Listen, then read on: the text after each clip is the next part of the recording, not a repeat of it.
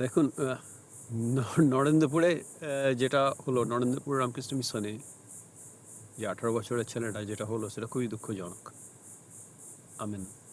আমরা সবাই বলি আর কি, ও খুব খারাপ ব্যাপার, আমরা বুঝতে পারি। না না, যার যায় তারই যায় আর কি। তো আমাকে কয়েকজন প্রশ্ন টশ্ন করে, এই যে সহায়কদের, বিশেষ করে যারা কাজ করে। তুই তো বেলুর বিদ্যা মন্দিরে কাটিয়েছি 1993, 1995, 11-12। আমার পক্ষে বলা খুব মুশকিল। তার কারণ হচ্ছে, নরেন্দ্রপুরের সিস্টেমটা তো আলাদা। কারণ বেলুড়ে আমরা ছিলাম সবচাইতে ছোট, হ্যাঁ, 16, 17, 18, ওই রিজিয়ানের। কারণ বেলুড় হচ্ছে রেসিডেন্সিয়াল ডিগ্রি কলেজ। এখন তো শুনেছি ওরা 11-12টা তুলেও দিয়েছে। আর বেলুড়ে তখন ফেসিলিটিসও কিন্তু সেরকম ছিল না। মানে আমাদের মাটিতে বসে খাওয়া, তারপর একটা থালা, একটা গ্লাস, একটা বাটি, ওই রকমের গল্প। কিন্তু ওই সহায়কদের নামে হ্যাঁ, যেগুলো শুনছি বা জানছি, সেগুলো খুবই দুঃখজনক, খুবই দুঃখজনক অ্যাকচুয়ালি। কারণ রামকৃষ্ণ মিশনের নামে তো বাম্মা ভরসা করে পাঠায়। মানে আমার বেলুড়ে যাওয়াটা তো একটা অ্যাক্সিডেন্ট এক হিসাবে। ওদের অ্যাডমিশন টেস্ট ক্লিয়ার করে ফেলেছিলাম, তারপরে একজন পড়াশোনায় খুব ভালো ছেলেদের মাঝে গিয়ে স্ট্রাগল করা। তারপরে ঠিক আছে, ব্যাস একটু প্রিন্সিপাল মহারাজের সঙ্গে ঝামেলা, সেই হিসাবে তাড়িয়ে দেওয়া। অনার্স পড়া আর হয়ে ওঠেনি, ডাইরেক্ট অ্যাডমিশন পেয়েও সে গল্প। কিন্তু সহায়কদের কথা বলতে গেলে আমার কিন্তু ভালো অভিজ্ঞতাগুলোই মনে পড়ে। আমি জানি সেটা অনেক বছর আগের কথা, মানে 1993, মানে 33 বছর আগের কথা বলছি। সেই বছর ইনফ্যাক্ট বাবাও মারা যায়। তখন আমিও তখন অনেক মানসিকভাবে তখন অন্যরকমের ব্যাপারের মধ্যে দিয়ে যাচ্ছি, যে শোক ঠিক না, এখন বুঝি না। মানে আসলে অনেক জিনিস আছে যেগুলো, মানে আমি আমার বাবাকে 16 বছর বয়সে যখন বাবা মারা যায় যেভাবে মিস করেছি, এখন 50 ছুঁই বয়স, হয়তো আর কয়েক মাস গেলে 50 পূর্ণ হয়ে যাবে, এখন কিন্তু বাবাকে আমি অন্যভাবে মিস করি। এটা হয়তো বয়স বাড়ার লক্ষণ, বা বুড়ো বয়সের ভীমরতি, যেটাই বলবেন। তো সহায়কদের প্রসঙ্গে বলি, সহায়ক হিসাবে যারা কাজ করতেন তাদের মাইনে করি ভীষণ কম, ভীষণ কম, মানে বোঝা যেত। কারণ আমরাও দিতাম তো খুবই কম পয়সা, 130 টাকা। হ্যাঁ, 130 টাকা থেকে 135 টাকায় দাদু মহারাজ চেষ্টা করতেন আমাদের মেস বিলটাকে রাখার। দাদু মহারাজ, বিদু মহারাজ খুব খাটতেন, খুব পরিশ্রম করতেন ওরা। সত্যব্রত মহারাজ, মানে বেলুড়ের বেশিরভাগ মহারাজ অনেক রকমের একটা ক্যারেক্টার। কিন্তু সবাই এখন ভাবি, ওই মহারাজরা যদি ওদের পরিশ্রমটা না মানে দান না করতেন না আমাদের জন্য, আমাদের কি হতো। হ্যাঁ, ইলেকট্রিসিটি ওই সন্ধেবেলা অন্ধকার হলে তখন লাইটটা অন হতো, তারপরে রাত্রি 10টার সময় লাইট অফ হয়ে যেত। পাখা বলে তো কিছু ছিল না, পরে শুনেছি পাখা হয়েছে, আমরা ছেড়ে যাই, তারপরে হচ্ছে বেলুড় বিদ্যা মন্দিরে পাখা বসেছে, সিলিং ফ্যান বসেছে। আমাদের সময় তো কিছু ছিল না ওটা হোস্টেলে। তারপরে সকালবেলা ওই চা, চা আর বিস্কুট। তারপরে কলেজ শুরুর আগে আর কি, 11-12, স্কুল বলুন কলেজ বলুন, ক্লাস শুরুর আগে হচ্ছে খাওয়া দাওয়া, ভাত সকালে দেখবেন মাছ, আর রাত্রিবেলা ডিম ভাত, মাছের তরকারি ভাত আর রাত্রিবেলা ডিম ভাত। তো সহায়কদের যারা ছিল আর কি, তো সব থেকে মনে পড়ে প্রথম সহায়ক হচ্ছে দীনবন্ধুদা। দীনবন্ধুদা হচ্ছে ওই যেরকম আর কি, মানে লতা মঙ্গেশকর যেমন সারা দেশের দিদি, দীনবন্ধুদা হচ্ছে সেই রকম আর কি। সবার দীনবন্ধুদা, কিন্তু দীনবন্ধুদা হচ্ছে আসলে, মানে কি বলবো, দীনবন্ধু জেঠু বলা উচিত। খাটো ধুতি পরবে, আর 5 ফুটের নিচে উচ্চতা, ভীষণ ছোট। আর ওই হাওড়া থেকে উনি বেলুড় হচ্ছে হেঁটে আসতে, কোনোদিন বাসকে পয়সা দেবে না। দীনবন্ধুদা, আমার মনে আছে তখন, মানে আমি তখন ওই অ্যাডমিশন টেস্টে পরীক্ষা ক্লিয়ার করে দিয়েছি, ইন্টারভিউ ক্লিয়ার হয়ে গেছে, এবার লাস্ট স্টেপ হচ্ছে মেডিকেল টেস্ট। ডাক্তার হচ্ছে বিশ্বনাথ ঘোষ, উনি ওনার মতো থাকেন, সে পরে গল্প করে বলবো। এবার দীনবন্ধুদা হচ্ছে আমার ওজন নিচ্ছে। এবার ওরা চায় না এমন কোনো ছেলে পুলে নিই যাদের কোনো শারীরিক সমস্যা আছে। আমি তখন 1 কেজির মতো আন্ডার ওয়েট, মানে আমি এখনও তো দেখ কত, 130 পাউন্ড, 130 পাউন্ড মানে কত হবে, 50-55 কেজি হয়তো হবে। তো যাই হোক, তো দীনবন্ধুদা আমাকে দেখে, ওর মনটাও খুব খারাপ, তখন রোগা রোগা, আরও রোগা রোগা। হ্যাঁ, তো বলো, তুই খুব ভুগিস টুগিস খুব? না না, আমি ভুগি না।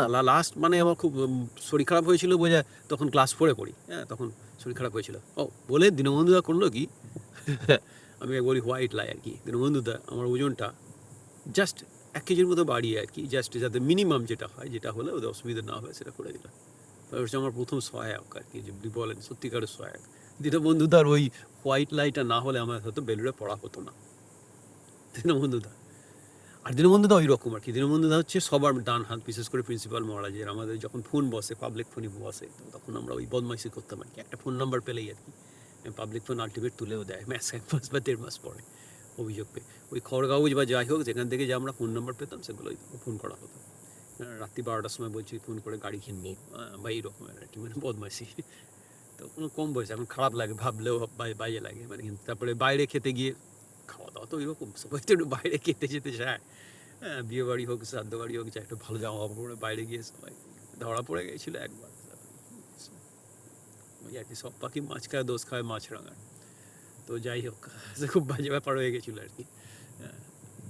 তারপরে সালকিয়াতে তো গুচ্ছ গুচ্ছ সিনেমা হল, তখন বয়স, কলেজ স্ট্রিটে বই কিনতে যাচ্ছি বলে ছুটির দিনে সবাই ওই সালকিয়াতে যেত নুন শো দেখতে। একবার আমাদের ব্যাচের ছেলে রেসনিং হ্যালিডে ভুলে চলে এসেছিল সালকিয়াতে, তো সেই নিয়ে প্রিন্সিপাল মহারাজ পার্সোনালি কোনো বিবাদ নেই সেই হিসেবে, কিন্তু খুব কিছু কিছু আর কি, মানে আমার মনে হয় একটু প্রভাকর মহারাজ আর কি, স্বামী অন্তপ্রিয়ানন্দ, উনি মেড্রাস আইআইটিতে ফিজিক্স পড়াতেন, ফিজিক্সের অধ্যাপক, আমাদেরও ফিজিক্স পড়াতেন। মানে প্রচণ্ড পরিশ্রম করতে পারেন, প্রচণ্ড পরিশ্রম করতে পারেন, মানে ওই বয়সে এখন আর কি, মানে রুটিন চেঞ্জ করাই সেই যে করা, অন্য বিষয়ে চলে যাচ্ছি। বাট আমার মনে হয় বাঙালিদের পরে একটু যায় না, কারণ আমরা বাংলা মাধ্যমে তখন এই কেমিস্ট্রি পড়ি, তাতে অরবিটের বাংলা আর কি, অরবিট মানে অ্যাটম পাক খায় নিউক্লিয়াসের চারপাশে, ইলেকট্রন পাক খায় অ্যাটমের মধ্যে, তো ওটা বলতো অরবিট, অরবিটের বাংলা হচ্ছে কক্ষ। তো আমরা বলতাম কক্ষ। উনি তখন সংস্কৃত পড়ছেন, তো সংস্কৃত শিখেছেন, তামিল কিন্তু সংস্কৃত শিখেছেন। কক্ষ মানে তো রুম, তোমরা বাঙালি ছেলেরা বাংলা জানো না, তোমাদের লজ্জা করে না? তারপরে জিজ্ঞেস করবে সিলিংয়ের বাংলা কি? আরে সবাই সিলিং তো ছোটোবেলা থেকে সিলিং জেনে এসেছি। হ্যাঁ, বলতাম অনেক ভেবে চিনতে কত করে বলতাম, নিচের ছাদ না, সিলিংয়ের বাংলা বলতে পারো না, তোমার অরবিটের বাংলা বলতে পারো না, টানা টানা। তোমরা বাঙালি ছেলে, তোমাদের লজ্জা করে না? তোমরা ভালো করে বাংলাটাও শেখোনি, কিছু শেখোনি, তোমরা শিখেছোটা কি? তারপরে রেসিং হ্যালিডে ফেলে চলে এসছে। দেখুন আমাদের ছেলেগুলো কত অনুগত, এখন ফিজিক্সের বই ফেলে চলে আসছে, দুদিন বাদে নিজের জামা কাপড় ফেলে চলে আসবে, আহা হা, এইরকম। আমাদের সত্যব্রত মহারাজকে খুব আওয়াজ দিতেন, ছেলেগুলোকে তো আদর দিয়ে পুরো গোপাল তৈরি করছেন, অথচ সত্যব্রত মহারাজের হাতে সব থেকে দারুণ দারুণ রেজাল্ট হতো। যাই হোক, সত্যব্রত মহারাজ আর রাজা মহারাজ ওরা 11-12 ম্যানেজ করতেন, 1 বছর ছাড়া ছাড়া অল্টারনেট। তো রাজা মহারাজ ব্যাচে দারুণ রেজাল্ট হলো, উনি নাচছেন। পরের বছরে সত্যব্রত মহারাজের আরও ভালো রেজাল্ট হতো। এই মহারাজগুলো না থাকলে, কিন্তু সহায়কদের কথা ফিরে আসি, তো দীনবন্ধু দাবি ওই রকম আর কি। আমাদের এসে তোরা এখানে আছিস, প্রিন্সিপাল মহারাজ পাঠিয়েছে, তুই তোর আমাকে কি একটু শান্তিতে থাকতে হবে না? যা চলে যা, চলে যা। দিয়ে সেখানে গিয়ে প্রিন্সিপাল মহারাজকে যে কুল বলতেন, যে কাউকে দেখতে পাইনি, কেউ নেই, ফোনের কাছে নেই, মানে নিচে ছেলেদের খুব বাঁচাতেন আর কি। সহায়ক যেটা যে গল্পগুলো আসছে, ওরা কম পয়সা পায় ভীষণ, তো ওদের কিন্তু এরা কম পয়সা পেলেও কিন্তু আমাদের কোনোদিন খারাপ চাননি।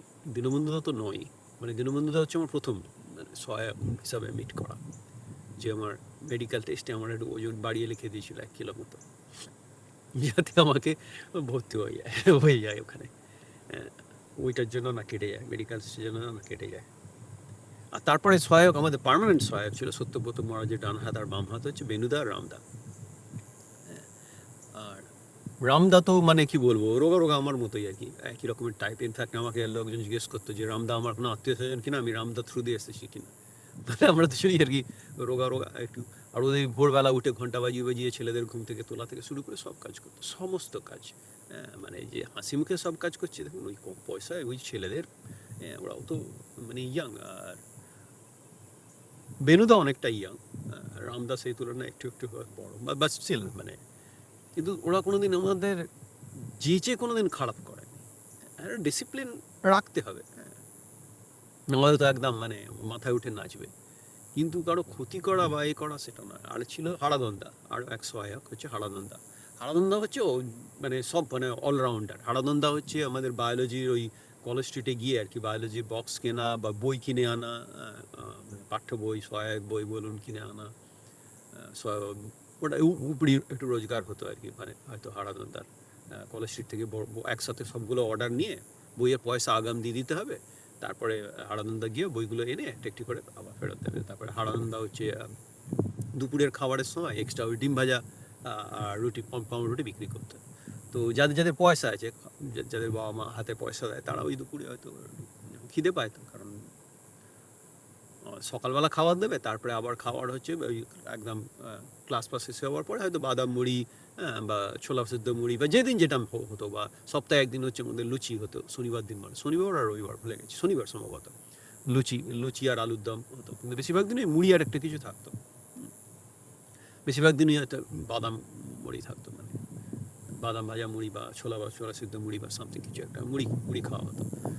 সেটা সন্ধ্যেবেলা, তারপরে সে আবার রাত্রি 9টার সময় মনে হয় রাত্রিবেলা ভাত, ডিমের তরকারি, ডিমের ঝোলার ভাত। তো বেনুদার রামদা কোনোদিন মনে হয়নি যে যেচে আমাদের ক্ষতি করবে, সহায়কদের নিয়ে যখন এত কথা আসে আর কি। তারপরে খাবার ঘরে তো পুরো মানে যারা কাজ করে বোঝাই যায়, ওরা সকালের চাটা চায়ের মতো দেখতে ছিল, সেটা তো মাঝে মাঝে জ্বলতো আর কি। চায়ের মতো দেখতে একটি পানীয়, গরম জল। কারণ ওই আমার ধারণা ওরা চায়ের পাতাটা কম দিত, আর ওই ফোটানো চা দিয়ে আবার চা হতো। তো গ্লাসে করে আমরা চা খেতাম, 1 গ্লাস করে চা। চোখ রাখতো, নাহলে মাঝে মাঝে করতাম কি আমরা ওই বদমাইশি করে আর কি, কিছু কিছু ছেলে আছে ওরা চাটা নিয়ে তারপর ওটা একটু খুলে রেখে দিতে, যাতে চাটা টপ টপ করে বালতিতে পড়ে যায়, আবার চা করতে বাধ্য হয়। তবে ওদের সাথে ভালো ব্যবহার করলে, আমি জানি না ছোটোবেলা থেকে আমি যে ভালো ব্যবহার করি তা না, আমি সবার সঙ্গেই বেশি মানে এই খাবার ঘরে যারা রান্না করে তাদের সঙ্গে আমার দুর্দান্ত দোস্তি, হ্যাঁ, খুব ভালোবাসে সবাই। খোকা, পঙ্কজদা বিশেষ করে আর কি, খোকা মানে হয়তো 1 পিসের বদলে 2 পিস মাছ দিতে পারবে না, হাত পা বাঁধা। এই খোকা, শুকনো ভাত কেন খাবি নে, আরেকটু ঝোল নে। বলো ওই মাছের যে বালতিতে করে মাছের তরকারি দিচ্ছে, তার নিচেটা একটু ঘাঁটিয়ে, মানে তখন ওই ওখানটা একটু একটু ঘন মতো আর কি, ঘন মতো একটু মাছের ঝোলটা একটু ভাতে দিয়ে দিল, এই শুকনো ভাত খাচ্ছিস কেন খোকা নে। হ্যাঁ, বা ডালটা তো মানে কি বলবো, ডালে যদি আপনি ডালের অ্যাকচুয়ালি দানা দেখতে পান, তাহলে আপনি মোটামুটি ভগবান দর্শন হয়ে গেল, লটারি। ডালটা হচ্ছে হলুদ গোলা জল, কিন্তু ওইগুলো তখন আমরা বা বাঁধাকপি যখন শুরু হতো শীতকালে, তখন বাঁধাকপি চলছেই, বাঁধাকপি আর পালং শাক, ওরে বাবা, খেয়ে খেয়ে পেটে চড়া পড়ে যাবে। মানে বাজারে যেটা সব থেকে সস্তা আর কি, বিধু মহারাজ বেলার দিকে গিয়ে যেগুলো বিক্রি হতো না, চাষিদের থেকে কিনে আনতেন। কিন্তু ওই 130 টাকা দিয়ে, হ্যাঁ, ইলেকট্রিকের বিল, থাকা, খাওয়া, হ্যাঁ, দিনে ওই সকালবেলা চা বিস্কুট খাওয়া, তারপরে পঙ্কজদা বা খাওয়া ঘরে যারা রান্না করতেন, মাসে একদিন করে ভাঙা বিস্কুট হতো, মানে প্রত্যেকদিন বিস্কুট দেয়, কিছু বিস্কুট তো ওরা তো টিনে করে বিস্কুট কেনা হয়। এবারে ওই যাদের সঙ্গে মানে যার যে ছেলেগুলো বদমাইশি করে, তারা হচ্ছে ওই ভাঙা বিস্কুটের দিনে খুব একটা মানে বিস্কুট পাবে না, কারণ অন্যদিন তো বিস্কুট গোনাগুনতি, কিছু করতে পারবে না, কিন্তু ভাঙা বিস্কুটের দিনে আর কি যাদের সাথে সম্পর্ক ভালো, পঙ্কজদা পড়ে যেত, পঙ্কজদা আমাকে হাত ভর্তি অনেক ভালো বিস্কুটের ভাঙা বিস্কুট দিত, আমার মনে আছে। আর পঙ্কজদা ভলিবল কি খেলতো, ওরে বাপরে বাপ, মানে ও ডাইনিং হলে কাজ করে, রান্নাবান্না করে, কিন্তু পঙ্কজদা আমার মনে হয় যে প্রতিভা, মানে আমাদের গ্রামে গঞ্জে প্রতিভার তো অভাব নেই। পঙ্কজদা হয়তো সুযোগ পেলে বেঙ্গল তো আরামসে ভলিবল খেলতে পারতো, খুব ভালো, মানে ভীষণ কম্পিটিটিভ। বিকালের দিকে মহারাজদের সঙ্গে খেলতে, আমাদের সত্যব্রত মহারাজ কম কম্পিটিটিভ নাকি, মানে টেবিল টেনিস খেলতে নামবেন ওই গেরুয়া লুঙ্গির মতো করে গুটিয়ে, মোটামুটি আমাদের হাঁ করে সার্ভিস করবেন, ওরে বাপরে বাপ, মানে সত্যব্রত টিটি আর ভলিবল দুটোই দারুণ খেলতেন। সেই জন্য খুব হঠাৎ করে যখন এখন ছবিটা দেখলাম আর কি মহারাজের, খুব কষ্ট পেয়েছিলাম। মানে বয়স সবার বাড়ছে, আমিও তো 50 ছুঁই, কিন্তু ওই সহায়ক যারা আমাদের সময়কার, অ্যাটলিস্ট মানে বেলুড়ে, মানে হয়তো আমরা খুব ভাগ্যবান, হ্যাঁ, যে বেনুদা আর রামদা হচ্ছে মানে সত্যব্রত মহারাজের জাস্ট আমাদের জন্য সহায়ক ওরা।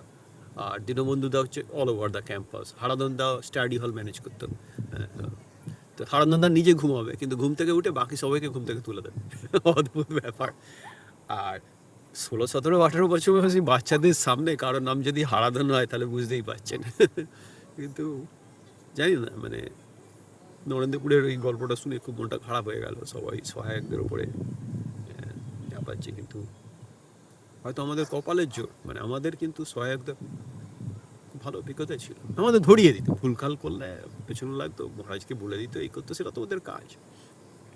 কিন্তু ওই জোর করে চাকচুকলিবাজি করা বা জোর করে আমাদের ক্ষতি করা, এটা আমার কখনো কিন্তু মনে হয়নি আমাদের সময়, অ্যাটলিস্ট 1993, 1995, বেলুর বিদ্যা মন্দির আমাদের যে উচ্চ মাধ্যমিকের ব্যাচ, আর আমাদের সব যন্ত্র ছেলে পুলে, ইনক্লুডিং মাইসেলফ।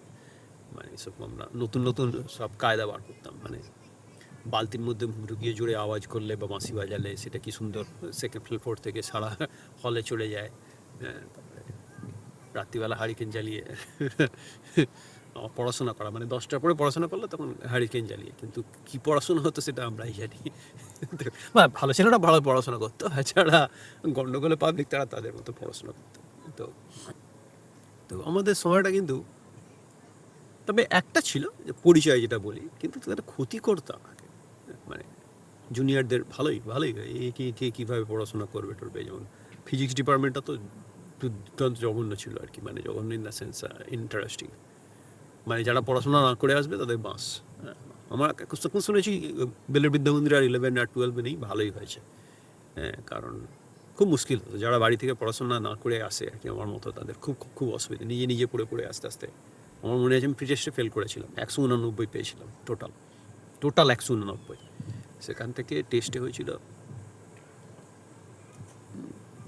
640 মতো, 640 বা সামথিং, 643 বা 440, নো 644, 644 আমার মনে আছে। সত্যব্রত মহারাজ এপিক পেছনে যেমন বলেছিল তুমি 100 নম্বর আরামসে বেড়ে যাবে, 6 নম্বর বাড়াতে পারবে না, ওইরকম সত্যব্রত মহারাজ অদ্ভুত তাতা নেই। তো মহারাজ ওই যখন বদমাইশি করতাম আর কি, তখন পেছনে বসিয়ে রাখতেন, পুজো করতে যেতেন শ্রী ভবনে, উনি পুজো করবেন, খাওয়ার পরে আমাকে পেছনে বসে থাকো। আর সত্যব্রত মহারাজ 2 ঘন্টা ধরে পুজো করবেন, মানে 1 ঘন্টা 45 মিনিট ধরে উনি পুজো করবেন, ঠাকুরমা স্বামী ফুল টুল দিয়ে বেশ গান টান করে, আর আমি পেছনে বসে থাকতে হবে। তো ওই বোর হয়ে যাওয়া, তার ভয়ে মনে হয় আমি বদমাইশি অর্ধেক কমে যেতাম। কিন্তু সহায়ক যারা, হ্যাঁ, দীনবন্ধু দা বা রামদা বা বেনুদা বা হারাধন দা, আমরা খুব লাকি। তো এই দুঃখজনক ঘটনা এটা, আশা করি এটা ব্যতিক্রম। আর 18 বছরের ছেলে যে কারণেই হোক, যে পরিস্থিতিতেই হোক, মানে যে অভিযোগগুলো শুনি আর কি, আমরা হয়তো ভাগ্যবান ছিলাম। আমি জানি না এখন কি হয়েছে, 33 বছর তো অনেকটা সময়, অনেক কিছু বদলে গেছে হয়তো, বা 30 বছর অনেকটাই সময়। আমাদের কিন্তু সহায়কদের নিয়েও সেরকম কোনো মানে খারাপ লাগে যে ওরা কত কম পয়সা ওইভাবে আমাদের জন্য কাজ করে গেছে, কিন্তু আমাদের সেই হিসাবে কিন্তু কোনো বাজে অভিজ্ঞতা ছিল না। যাই হোক, হয়তো আমরা ভাগ্যবান। ভগবানের কাছে প্রার্থনা করি এরকম ঘটনা যেন আর কোনো মিশনেই না ঘটে, কোনো শুধু মিশন কেন, কোথাও যেন না ঘটে। বাবা মা পয়সা করি খরচ করে ওরা সুনাম দিয়ে পাঠিয়েছেন। ইনফ্যাক্ট আমার বেলুর বিদ্যা মন্দিরের এক ব্যাচেরই ছেলে আর কি, এখন নরেন্দ্রপুরের অধ্যাপক। আশা করবো ওরা এখান থেকে আর কি প্রিভেন্টিভ মেজার নিয়ে ঠিকঠাক করে এগোবে। যে অভিযোগগুলো আসছে, দেখুন বিনয়জল তো থাকেই, আমার মাস্টারমশাই বলতেন স্বর্গীয় ছুঁচো আছে, বেলুড়েও অনেক মহারাজ আছেন ইন্টারেস্টিং, কিন্তু অনেক ভালো মহারাজও আছেন, মানে কতজনের নাম বল, বিদু মহারাজ, দাদু মহারাজ, সত্যব্রত মহারাজ, রাজা মহারাজ, অরবিন্দ মহারাজ, ইভেন নারায়ণ মহারাজের গল্প, কিন্তু মানে আমাদের সঙ্গে যখন বেসতেন।